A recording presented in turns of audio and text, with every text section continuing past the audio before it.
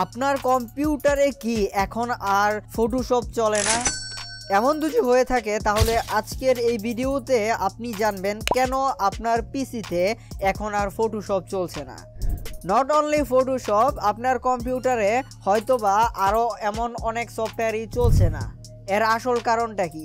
আজকে আমরা জানতে চলেছি এর আসল কারণ কি।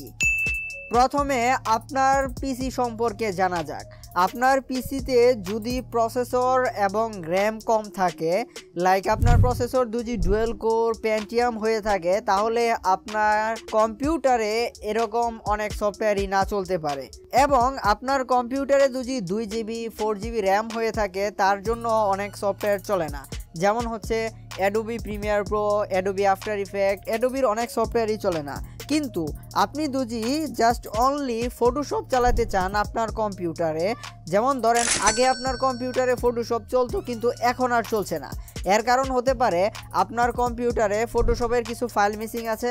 আরেকটা কারণ হতে পারে আপনার কম্পিউটারে হয়তো বা আপনি প্রপারভাবে ইনস্টল করতে পারেন নাই ফটোশপ, আপনি উইন্ডোজে কিছু ফাইল মিসিং করেছেন।